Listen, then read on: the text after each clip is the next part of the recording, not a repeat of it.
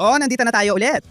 At ang dalawang salita na tila nanggingibabaw sa mga balita ay blockade at tigil putukan. Pero bago tayo magsimula, pakinggan muna natin kung anong sinabi ni kalihim ng Estado ng US na si Marco Rubio tungkol dyan sa isang kamakailang panayam. Palagay ko, sasabihin ng mga Israeli na ang ideal ay isang matatag na gobyerno at malakas na sandatahang lakas ng Lebanon na kayang buwagin ang Hezbollah para pigilan ang mga pag-atake at matayak na mawala sila bilang unit militar. Iyan ang hinahangad ng mga Israeli at tingin ko, ganon din ang mga Lebanese. Sa tingin ko, ang problema na kinakaharap natin ngayon sa panandaliang panahon ay ang sandatahang lakas ng Lebanon. Kahit na may kagustuhan sila, ay wala pa sa ngayon ang buong kakayahan para tugunan ang lahat ng banta na nagmumula sa Hezbollah sa loob ng Lebanon. Kaya sinabi mong tigil putukan at blockade. Sa Lebanon, wala namang nagsasalita tungkol sa blockade. Ang blockade ay tugon sa Iran. Sa Lebanon, may ceasefire. Pero ceasefire lang ito sa pangdalan dahil tina-target ng Israel ang Hezbollah at kabaliktaran, pati mga kababayan natin sa Hilaga apektado. Parang isang labanan na mas limitado ang saklaw, pero tuloy pa rin ang labanan. Kahapon nakita kong naglabas ang tagapagsalita ng IDF ng Israel ng mga video ng pagsabog sa mga lagusan sa ilalim ng mga lungsod sa Timog, Lebanon, kung saan nagtayo sila ng malalaking infrastrukturang militar, isang bagay na alam na natin mula sa Gaza, kung saan nagtayo ang Hamas ng malalaking infrastrukturang militar sa ilalim ng mga sibilyang target. Sinasabi ng mundo na sinisira ng Israel ang mga infrastrukturang sibilyan, pero hindi totoo. Ang totoo, infrastrukturang militar na itinayo sa ilalim ng infrastrukturang sibilyan ang aming target. Oo, totoo yan. Mga ambulansya at iba pa. Magkakapareho ang taktika ng Hezbollah, Hamas, pati Iran. Nagtatago kayo gamit ang mga tinatawag ninyong sibilyang ginagawang panangga. Kaya kapag inaatake kami, kapag inaatake ang Israel, at gumagante ito, tinatamaan nito ang mga target na tinatawag ng mundo o ng mga laban sa Israel na sibilyan. Pero pag-usapan muna natin sandali ang koneksyon ng dalawang larangang ito. At gusto ko lang tutulan ng isang bagay na sinabi ni Rubio, kahit na si Rubio ay talagang panig sa Israel. At wala akong anumang puna sa kanya tungkol doon. Pero nababahala lang ako sa kawalang muwa ng White House tungkol dito. Si Pangulong Aoun ng Lebanon, may mga pag-uusap sa Washington sa pagitan ng mga kinatawan ng Israel at mga kinatawan ng Lebanon. Una sa lahat, sinabi ni Pangulong Trump na makikipagkita raw si Aoun kay Netanyahu o magkakaroon ng tawag. Pero ayaw ni Aoun makialam doon. Mas sinisisi pa niya ang Israel kaysa Hezbollah sa mga nangyayari sa Lebanon. Ngayon, nasa interes niya na makisama sa Washington. At syempre, ayaw niyang magdulot ng pagkawasak ang Hezbollah sa kanyang bansa. Pero huwag kayong magkamali, anuman ang mga kasunduan na nangyayari doon, hindi ako umaasa sa mga iyon. Kapansin-pansin kung paano sinabi ni Pangulong Trump na pinalawig niya ang tinatawag na tigil putukan sa Lebanon ng 3 linggo. Pero rockets lang ang natatanggap natin sa hilagang Israel. At ang Israel, ang hukbong himpapawid ng Israel, ay tinatarget ang Hezbollah sa Lebanon, pero hindi sa Beirut. Kaya nung sinabi ni Trump na maghinay-hinay o kung anuman, parang sabay kaming nakikinig at hindi nakikinig sa kanya. Kaya Ruthie, pareho natin tinitingnan ng mga katotohanan, pero mas optimistiko ang interpretasyon ko, siguro dahil sa ugali at mga pinagdaanan natin. Pero sinabi ng Pangulo ng Lebanon na ang Hezbollah ay kumakatawan sa isang dayuhang puwersa na pinilit nila ang Lebanon na pumasok sa digmaang ito na hindi naman digmaan ng Lebanon. Tinawag niya silang mga traidor, tama ba? Totoo naman, pihira niyang banggitin direkta ang Hezbollah, pero alam ng lahat kung sino ang tinutukoy niya. Minsan may hindi magagandang sinasabi siya tungkol sa Israel. Oo, totoo ito. Mas malayo na ang narating niya, kahit sa salita lang, binatikos ang Hezbollah at sinabing dapat silang magdisarma kumpara sa ibang leader ng Lebanon sa makabagong kasaysayan. Kaya dapat siyang bigyan ng kredito, sa tingin ko, para doon. Pangalawa, maaaring hindi mo ito bigyan halaga, pero Hezbollah ay isang marahas na ekstremistang teroristang grupo. Wala naman akong sinasabing bago sa'yo. Noon, hindi naging problema sa Hezbollah ang pagpatay sa mga lider ng Lebanon. Sikat na kaso si Bashir Jumeirah na nagkasundo ng kapayapaan sa Israel pero pinaslang ng mga Syrian. Mahaba rin ang kasaysayan ng mga asasinasyong politikal sa Lebanon. At tama lang na siya ay mag-alala, di ba? Tama lang na siya ay mag-alala at mag-ingat. Ang tanong ay, siya ba ay gumagalaw sa tamang direksyon? Pwede mo sabihin na hindi sapat ang bilis niya, hindi siya mabilis o hindi siya desidido, pero walang duda na siya ay gumagalaw sa tamang direksyon. Kung may kapangyarihan ng presidente ng Lebanon na alisin ang Hezbollah bilang puwersa militar sa pagpindot lang ng isang mahiwagang pindutan, gagawin niya ito. Pero wala siyang ganoong kapangyarihan. Kailangan niya ng proseso. At pumayag siya sa mga negosasyon na ito sa pagitan ng mga embahador. Hindi pa siya pumapayag kahit napaaga ang anunsyo ni Pangulong Trump ng pagkikita kay Netanyahu. Mukhang hindi pa ito mangyayari. Pero ipapaalala ko sa iyo ang isang bagay na sinabi ni Netanyahu sa publiko nung siya ay nagsasalita. Sa tingin ko, ito ay sa mga opisyal ng IDF nung mas maaga ngayong linggo. Sinabi niya na ang mga aksyong militar ng Israel sa Lebanon laban sa Hezbollah ay may basbas ng White House. At sinabi din niya na may basbas din ito ng pamahalaan ng Lebanon. Kaya may mga mensaheng ipinapadala ng palihim na nagsasabing kapag kumilos ang Israel laban sa Hezbollah, tinatamaan ito ang mga target sa timog at winawasak ang infrastruktura ng Hezbollah at iba pa. Na may basbas mula sa Washington, gaya nung narinig natin kay Rubio at pati na rin sa Beirut. Batay sa pampublikong survey, malaking mayorya ng mga Lebanese ang pabor sa pagbuwag sa Hezbollah bilang makinaryang militar. At hindi lang iyon ang komunidad ng mga Kristiyano, hindi lang iyon ang komunidad ng mga Sunni Muslim, hindi lang iyon ang komunidad ng mga Druze.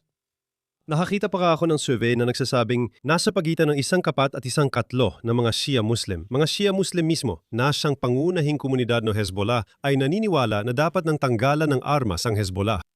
Oo, sigurado. Wala akong duda sa sinasabi ng mga tao sa Lebanon. Nang sinabi ni Sekretarya Rubio na may mabuting hangarin ng hukbong sandatahan ng Lebanon pero mahina ito. Kailangan kong tumutol dito na infiltrate na ng Hezbollah ang hukbong sandatahan at pati ang gobyerno. Hindi ko sinasabing si Pangulong Aoun ay Hezbollah. Hindi ko yan sinasabi. Pero ang punto, hindi lang ito kahinaan. At oo, tama siya na mag-alala na baka siya ay paslangin. Tandaan, alam ko ang gusto nating sabihin, kamangha-mangha yun, hindi ba? Itong leader na Arabo, una, ni hindi niya sasagutin ang tawag at hindi makikipag-usap kay Netanyahu sa telpono. Pangalawa, hindi niya binabanggit ang salitang Hezbollah. Sabi mo, alam naman natin kung sino tinutukoy niya. Kaya tama ka. Mas batiisin ka kaysa sa akin. Palagay ko, laging hinahanapan ng palusot ng Israel ang mga leader na Arabo at sinasabi, salamat. Kami ang gumagawa ng trabaho, pero tinutulungan ng Israel ang gobyerno ng Lebanon laban sa Hezbollah. Imbes na maliitin kami, mas okay sana kung minsan ay may pasasalamat.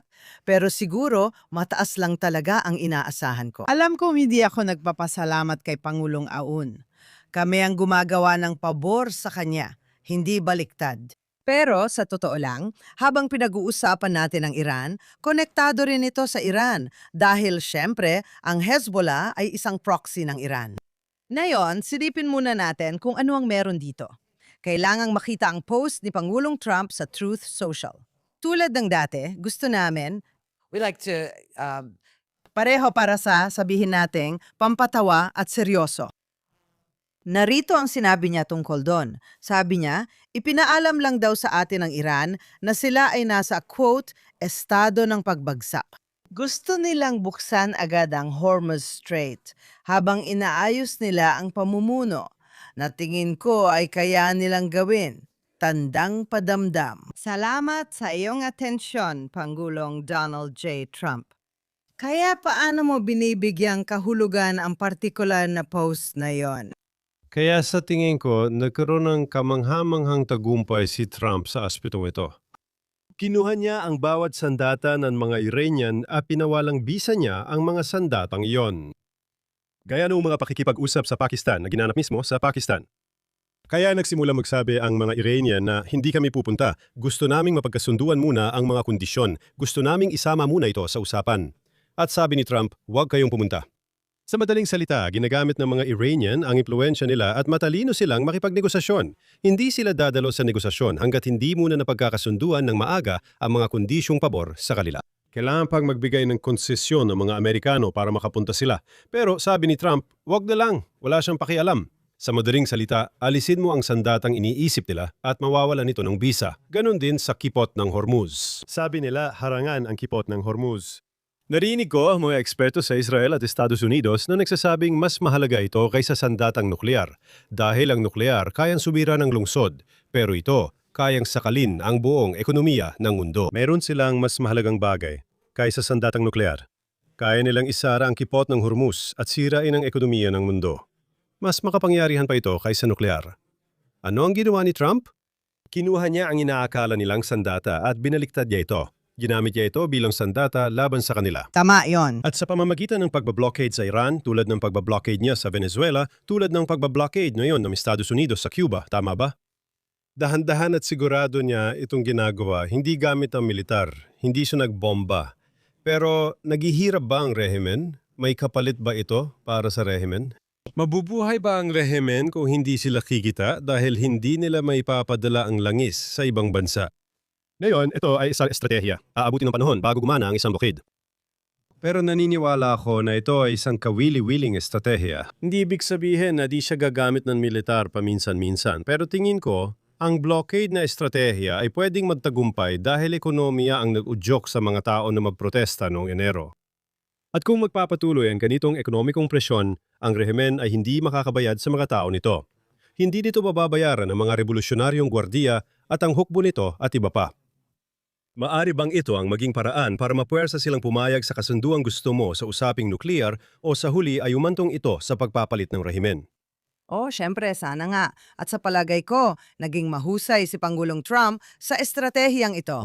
Hindi ako sang-ayon sa nagsasabing wala siyang estratehiya based sa social media post niya. Para sa akin, malinaw ang estratehiya niya. At hindi siya nag-atubiling sabihin na mas gusto niyang huwag gumamit ng puwersang militar. Hindi na nakakagulat yon, di ba? Sinasabi niya na gagawin natin ito sa kahit anong paraan na kaya natin, sa mabuting paraan man o sa mahirap na paraan. At mas gusto natin ang hindi mahirap na paraan. At sa totoo lang, patuloy niyang binibigyan ng mensahe ang Republikang Islamiko. Ang mensahe ay, handa na ba kayo ngayon? Ngayon, isusuko niyo na ang mga sandatang nukleary niyo. Ngayon, papasok kami at ibibigay niyo ang pinayamang uranium o kami ang kukuha nito. Paulit-ulit lang ang mensahe. Makikipag-usap kami kung gusto nyo, alam nyo ang numero namin. Sige, mag-uusap tayo. Kung gusto nyo magkita sa Pakistan, magkikita tayo roon.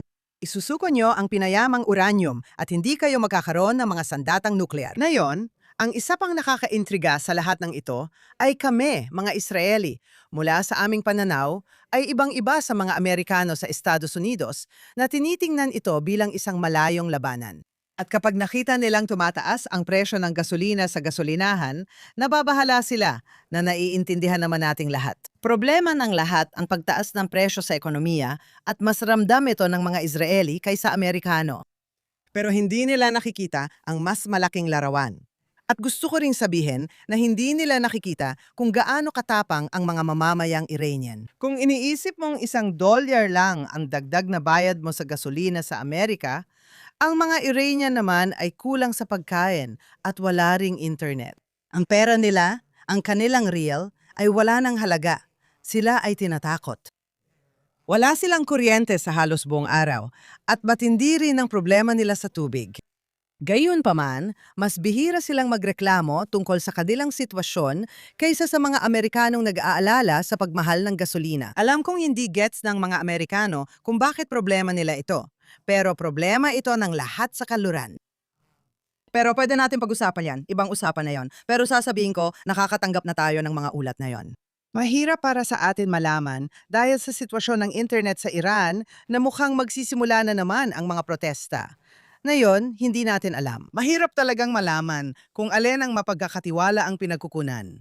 Pero malinaw na nag-aalala ang rehimen dito. Kung nag-aalala ang rehimen, tiyak may alam silang may namumuuong kilos. Sige, at napakahirap para sa mga tao na magugnayan sa isa't isa ng walang internet at sabihin, alam mo na, magkita tayo sa plazang ito at maglabasan ng dagsa-dagsa. Isa pang problema, hindi dito mapipigilan ang paulit-ulit na pamamaril dahil hindi pa rin natin napupuksa ang lahat ng mga milisyang basij at revolusyonaryong gwardiya. Maaring may mga armas na naipuslit papunta sa mga tao. Hindi ko alam, Pero may mga bagay na namumuo. At may kutob ako na sasabihin ko sana mga Israeli, ang lagi naming sinasabi ay tuwing papalapit ang katapusan ng linggo, naniniwala kami na magkakaroon ng pag-atake dahil kilala na halos palaging nagsisimula ito tuwing weekend. At dahil dyan, kailangan kong sabihin, dahil alam kong mahalaga ito sa ating mga manonood, nire-record namin ito ngayon, Miyerkules, Abril 29. At mahalaga yon dahil kapag may nangyayari sa balita, kailangan ninyong malaman kung anong pananaw ang pinanggagalingan namin. Alam mo, matinding pressure ang nararanasan ng mga Iranian pero gusto pa rin nilang gumawa ng milagro, di ba?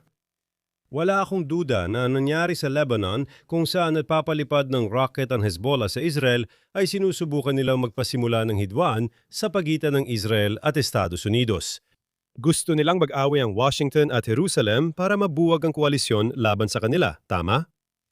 At sa tingin ko si Netanyahu na nakakatanggap din ng batikos mula sa ilang bahagi ng kanyang mga taga-suporta dahil sinasabing malambot siya sa Lebanon dahil pumayag siyang limitahan ang aksyon militar ng Israel sa timog lang, tama?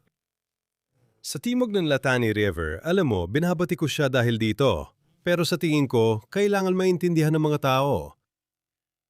Tama lang na huwag magpadala ang Israel sa estratehiya ng Iran na layong paghiwalain tayo sa Washington. At ang pangunahing bagay dito ay ang Iran. Dahil kung magiging maayos ang kalalabasan sa Iran, tama, kung magiging maganda ang kalalabasan nito, kung magiging paborabil ito sa anumang paraan. Nanayon sa mga layunin ng digmaan ng Estados Unidos at Israel na may kinalaman sa isang nuclear program at iba pa. Alam mo, talagang gumagawa ng pagbabago ang rehimen o mas maganda pa, bumagsak ang rehimen.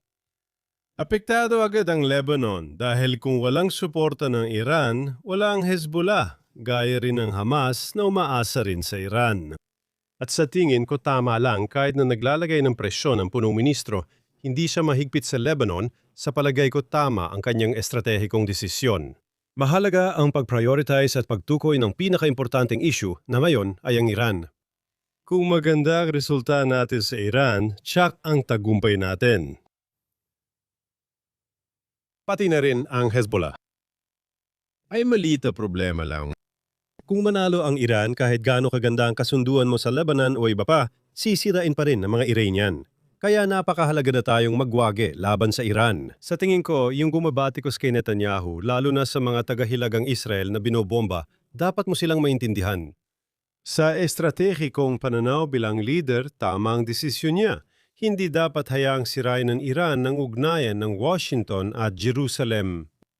Nako, sang-ayon ako sa'yo. Pero pag-usapan naman natin saglit ang populasyon sa Hilagang Israel. Nahihirapan talaga sila. Alam mo, bilang tao, pareho nating alam ang pakiramdam ng pagtakbo sa gabi, papunta sa silungan o safe room. Alam nating lahat ang pakiramdam niyan.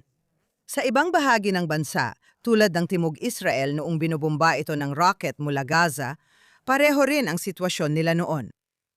Halos walang oras ang mga residente sa Hilaga para makarating sa kanilang mga silungan.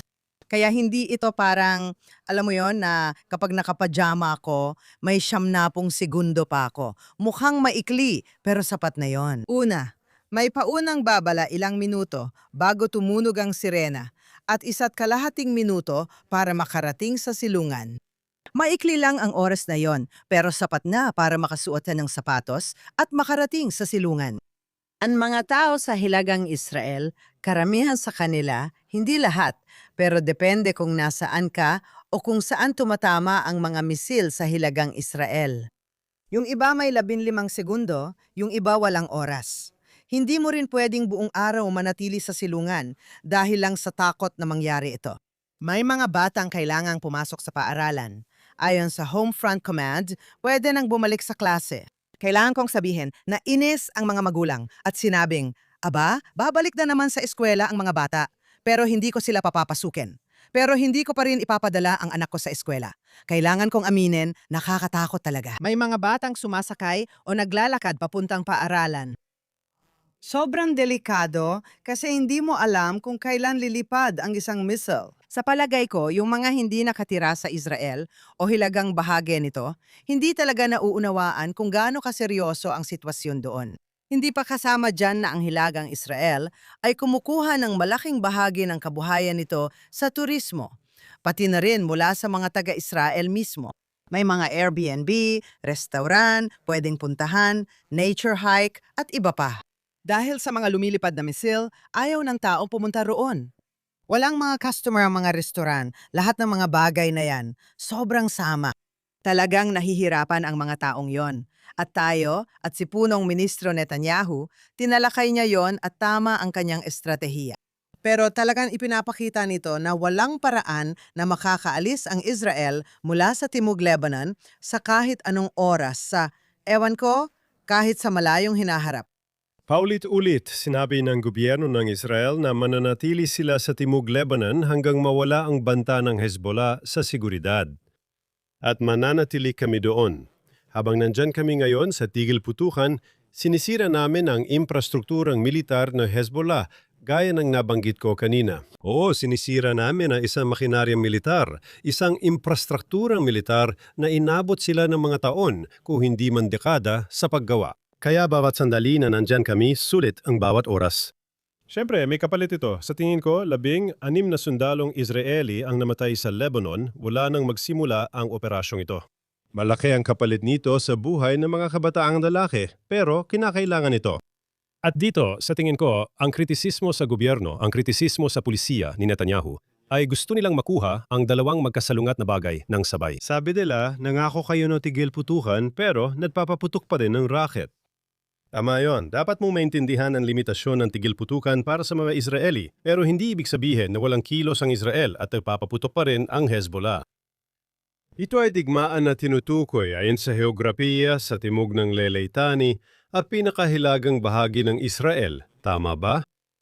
Kung nasa Hilaga ka at narinig mong nanako ng tigil putukan ng punong ministro, baka nadismaya ka. Maraming tao sa Hilaga ang nagsasabing dapat niyang tapusin ang laban at hindi pumayag sa tigil putukan. Kaya binabati ko siya dahil sa tigil putukan at binabati ko din siya dahil pumayag siya rito. Tama ba?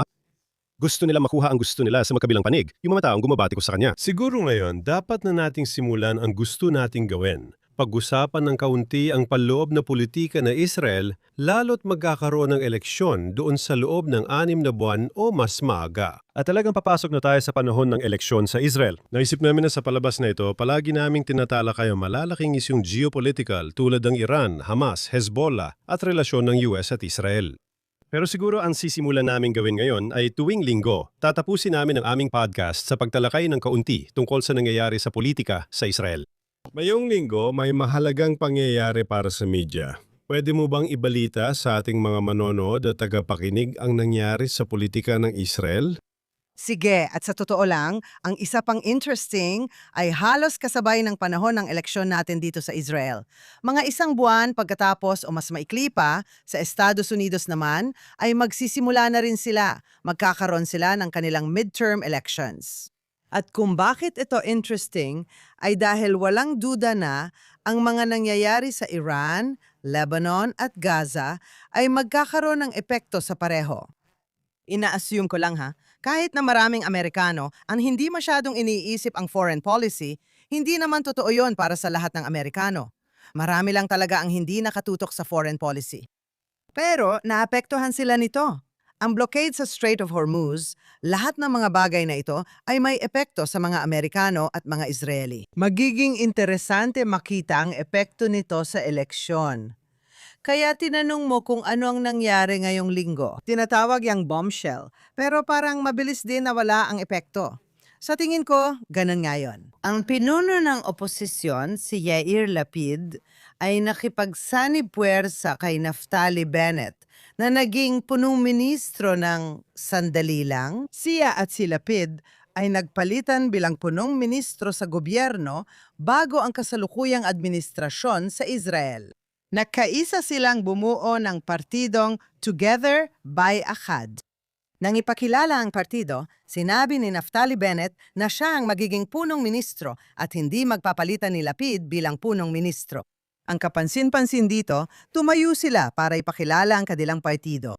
At sa entablado, alam mo, magkatabi silang nakatayo sa 2 lectern.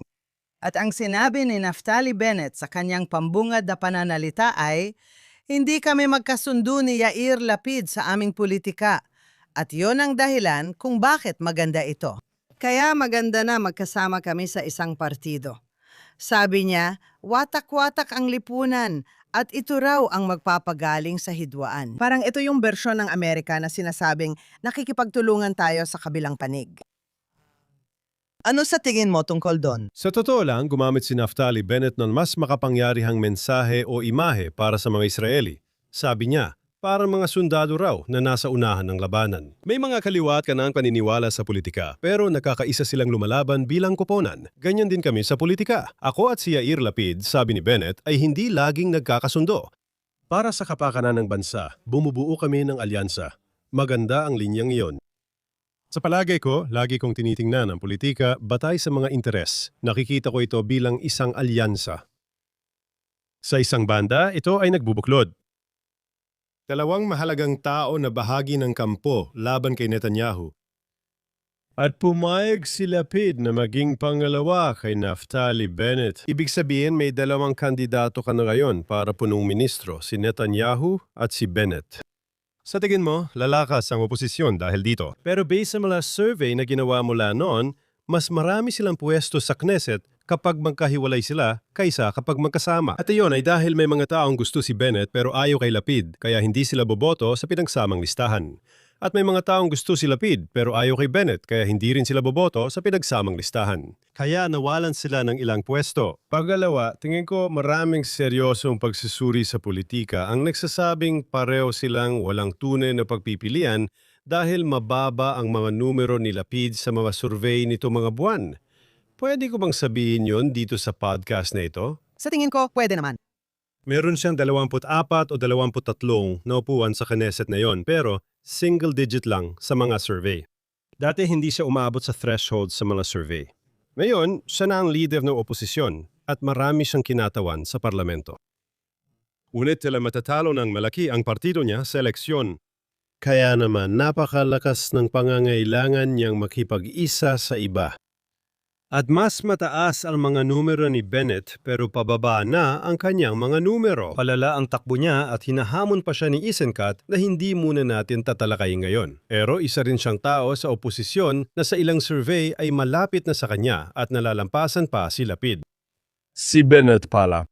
Dahil dito, pareho silang nag-maximize kasi sa Israel, based sa sistema namin, nakukuha ang pondo sa eleksyon ayon sa dami ng miyembro ng Knesset sa paalis na Knesset. Kaya si Bennett ay nakakakuha ng pinansyal na suporta at logistic na suporta mula sa partidong ito, ang partidong Yeshuti di Lapid na may istruktura at pera at iba pa. At si Lapid ay kumuha ng taong posibleng magdala ng mas maraming boto kaysa kaya niya mag-isa. At kaya masasabi mo na dahil pareho silang mahina o mas mahina kaysa sa inaasahan nila, napilitan silang magsama. Tama, pero para malinaw, si Yair Lapid ang leader ng oposisyon dahil siya ang may ikalawang pinakamaraming upuan sa Knesset, kasunod ang partido ni Netanyahu na Likud. Kaya ang leader ng oposisyon ay mula sa pangalawang pinakamalaking partido. Na nagsimula siyang bumaba siya sa mga survey. Hindi pa siya bumababa sa aktual na bilang ng upuan. At mahalaga ito dahil si Bennett ay walang upuan. Si Bennett, kapag sinasabi mong mataas ang mga numero niya, tinutukoy mo ang survey.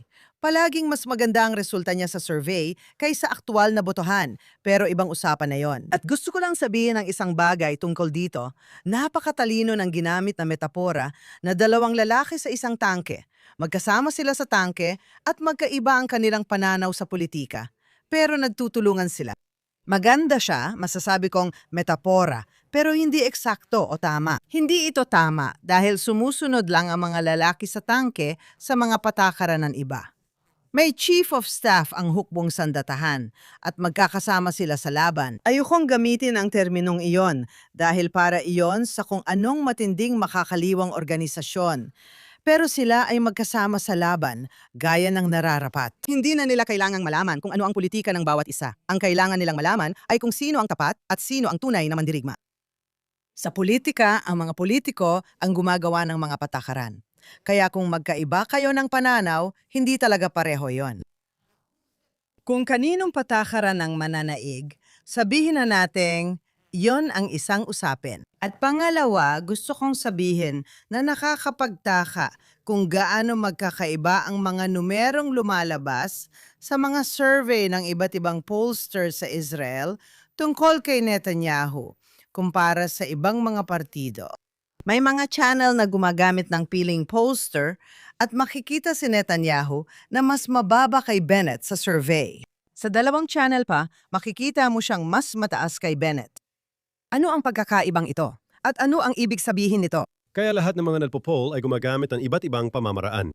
Pero ang nakakainis sa tingin ko para sa maraming Israeli ay yung mga TV channel at iba pang media outlet na ayaw kay Netanyahu. Lahat sila ay may mga survey na nagsasabing hindi siya mananalo sa eleksyon ayon sa kanilang mga survey. Yung ibang media outlet na pabor kay Netanyahu, sinasabi sa survey nila na siya ang mananalo. Parang lahat sobrang bias. Para maiintindihan siguro ng mga Amerikano. Kasi alam mo yun, kung nanonood ka ng CNN, malamang hindi mo gusto si Trump. At kung nanonood ka ng Fox, malamang gusto mo si Trump, di ba? Ganito na rin sa tingin ko ang nangyayari sa maraming bahagi ng kaluraning mundo ngayon. Ang tanging survey na talagang mahalaga ay ang resulta sa araw ng halalan. Ang iba ay puro teorya lang. Kahit mababa ang numero ni Lepid at pababa ang trend kay Bennett, tingin ko nagdulot ito ng bagong realidad sa politika na nagtulak sa kanilang kumilos. Mukhang gusto ni Bennett na makipagkasundo agad bago bumaba ang kanyang numero para may laban pa siya sa negosasyon, tama? Malamang kumbinsido na si Lepid na hindi naaangat ang kanyang survey numbers kaya kailangan niya makipagkasundo at sulitin ang kanyang asset, ang organisasyon, at perang dala sa usapan. Baka sa susunod na linggo pag-usapan natin ang ibang partido pero iyon ang malaking balita na yung linggo. Magalin na nga ako kung ang pagkakaisa ni na Lepid at Bennett ay talagang magiging malaking pagbabago. Siguro dito ko na lang tatapusin. Maaring makaapekto ito sa mga boto sa loob ng kampo laban kay Netanyahu. Hindi ko iniisip na magdadala ito ng mga butong. Sa teora, maaring lumipat sa kaliwa o kanan kung masasabi mo yan sa Israel. Ang mga taong nag-iisip na bumuto kay Netanyahu ay ngayon ay bubuto para sa listahang ito. Mas babaguhin lang nito ang paraan ng pagbuto ng mga laban kay Netanyahu, hindi nito maililipat ang buto sa ibang kampo. Maaring mali ako, pero iyon ang pagkakaintindi ko. Tama. Sa susunod na linggo, ipapaliwanag din natin kung bakit iba ang sistemang ito kumpara sa Estados Unidos. Tulad ng sinabi ko, hindi lang Estados Unidos ang ibang bansa. Pero para sa usapan natin at sa digmaang ito, Estados Unidos ang pinakamahalaga.